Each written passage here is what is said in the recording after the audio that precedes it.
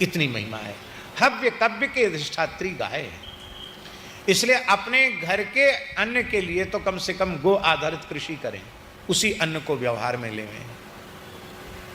सात्विक प्रकृति से रहने वाले लोग भी कैंसर जैसी बीमारी जिसका आज भी कोई इलाज नहीं है, उस प्रकार की बीमारी का मूल कारण क्या है? एक अपने अमेरिका में डॉक्टर हैं, बहुत अच्छे हैं तो भारतीय, पर वो अमेरिका में डॉक्टरों को पढ़ाते हैं, स्वयं बहुत बड़े डॉक्टर हैं, कैंसर के डॉक्टर हैं। उन्होंने कैंसर के ऊपर बहुत कुछ रिसर्च किया है, अपने स्थान से मलुकपीठ से जुड़े हुए हैं। अब वहाँ रहकर पूर्ण वैष्णवता का पालन करते हैं, पूर्ण गोवर्ती हैं, वहाँ रह प्रत्येक एकादशी निर्जल करते हैं। तो उनसे हमने पूछा, उन्होंने कहा महाराज जी, वर्तमान में एक शोध आया है, रिसर्च हुई है कि कैंसर का मुख्य कारण है रासायनिक खाद और कीटनाशकों का प्रयोग। ये जो साग सब्जी फलों के ऊपर जो कीटनाशक का प्रयोग हो रहा है और जो यूरिया डीएपी आदि जो रासायनिक खाद हैं उनका जो प्रयोग हो रहा है, उनके प्रयोग का ये दुष्परिणाम है कि कैंसर जैसी बीमारी बढ़ती चली जा रही है। जिसको देखो उसको कैंसर है। अब उन्होंने बताया महाराज जी, शुगर का भी कारण यही है, शुगर का कारण भी यही है।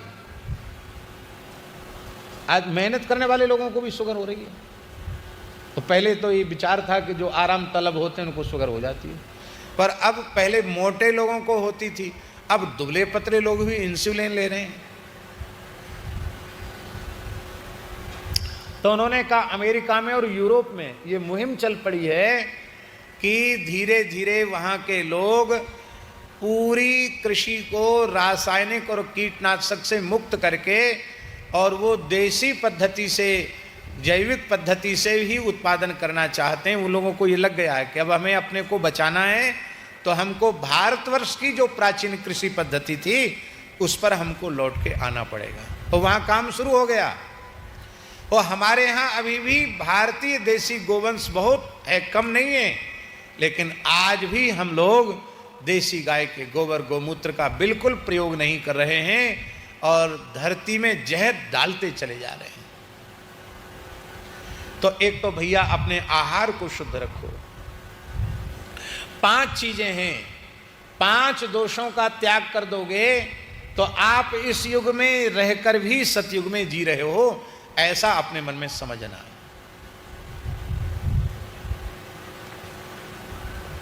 कलयुग में हम सब पैदा हुए स्वामी जी, मजबूरी है, हमारा बस चलता तो हम क्यों पैदा होते।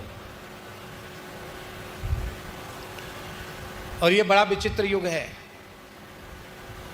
श्री नामदेव जी के एक पद में आया है, कली में नामा यहाँ काहे को पठाए। एक पद में नामदेव जी ने लिखा है, ताल पखावुज बाजे पातुरी नाचे, हमरी भगति बिट्ठल काहे को रांचे। इसी पद में नामदेव जी महाराज कहते हैं कि कली में नामा यहाँ काहे को पठाए। ऐसे कपटी धूर्त लोग हैं, ऐसे लोगों के बीच में मेरे जैसे भोले आदमी को क्यों भेज दिया आपने। कली में नामा यहाँ काहे को पठाए, ऐसा भयंकर युग है। तो हमारी मजबूरी है, हमारे कोई प्रारब्ध ऐसा था, संस्कार ऐसे थे कि हमको इस युग में जन्म लेना पड़ा। ठीक है, हम कलयुग में पैदा हुए हैं, पर कलयुग में उत्पन्न होकर भी हम सतयुग में जी सकते हैं। इसमें भगवान ने हमको स्वतंत्र किया है। हम कलयुग में पैदा होकर सतयुग में जी सकते हैं।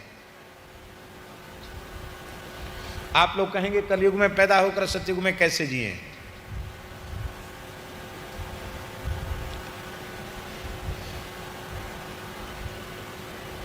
बहुत ऊंची बात है।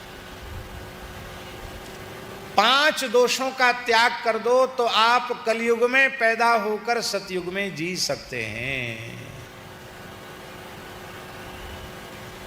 सबसे पहला दोष,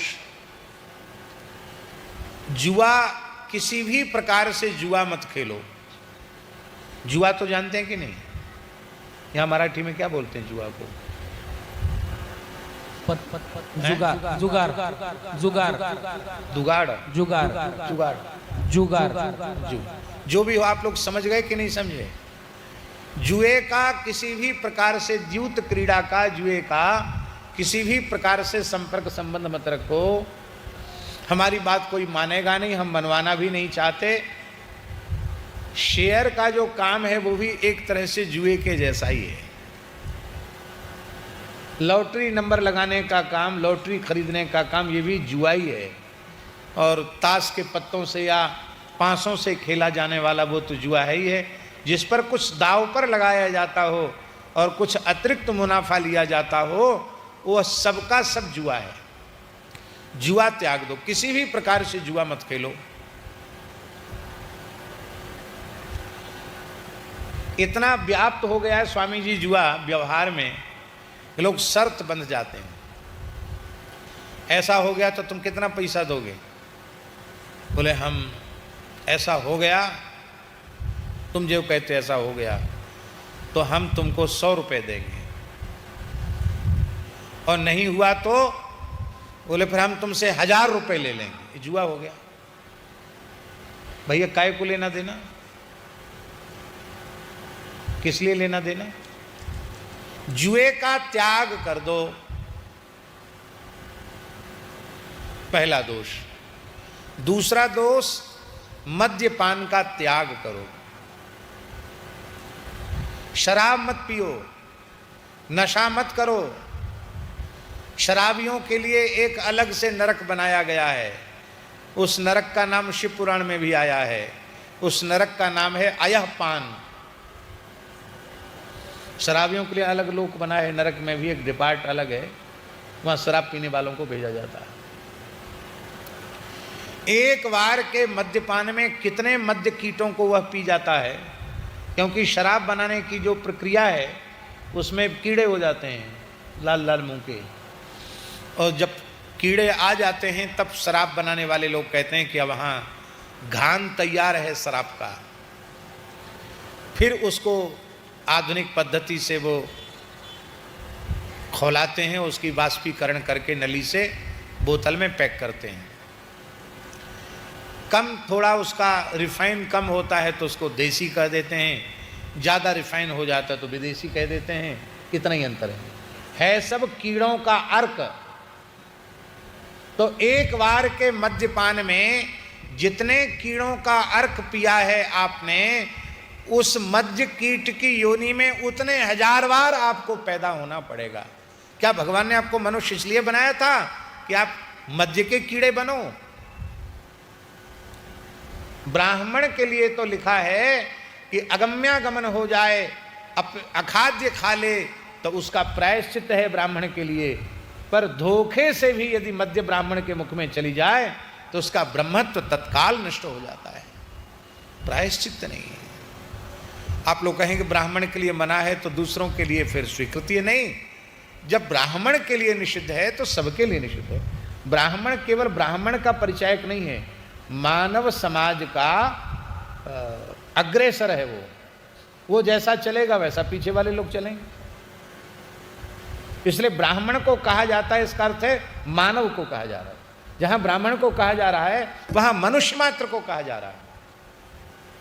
जुआ न खेलें, शराब न पिएं। तीसरा दोष है, कभी किसी अवस्था में मांस न खावें। मांस खाना ये मानव जन्म के साथ, मानव शरीर के साथ महा पाप है। इससे बड़ा पाप और कोई दूसरा नहीं है।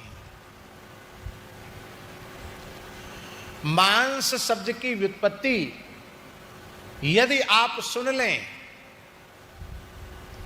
तो आप जीवन में कभी मांस का स्पर्श नहीं करेंगे। फिर से सुन लो हमारी बात।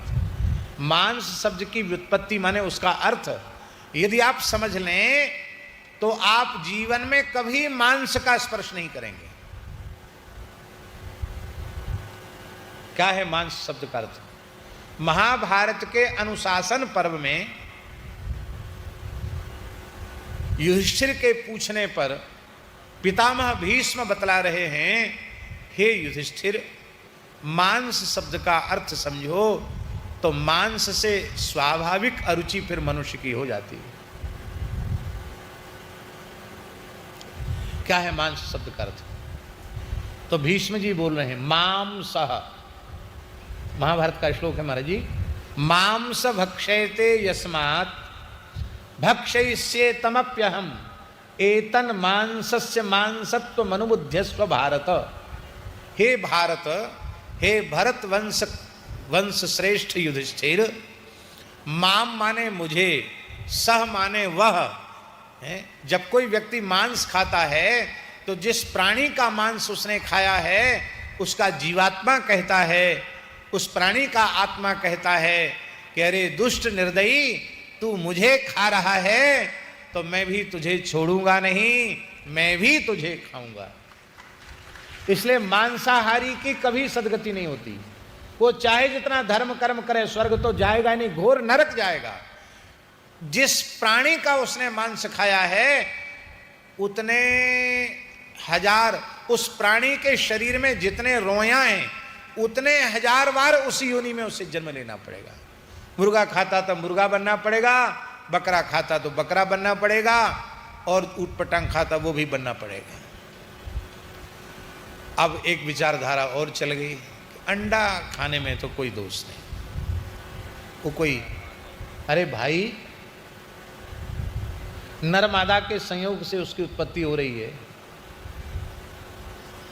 रज में और शुक्र में दोनों में चेतन है कि नहीं, फिर वो बढ़ रहा है और आप उसको दूसरा प्रयोग न करें तो उससे बाहर निकलने वाला कोई प्राणी भी है। तो अंडा खाना तो गर्भ को खाना है, राक्षस भी गर्भ का भक्षण नहीं करते थे, आज मनुष्य राक्षस से भी गया बीता हो गया, अंडे खा रहा है।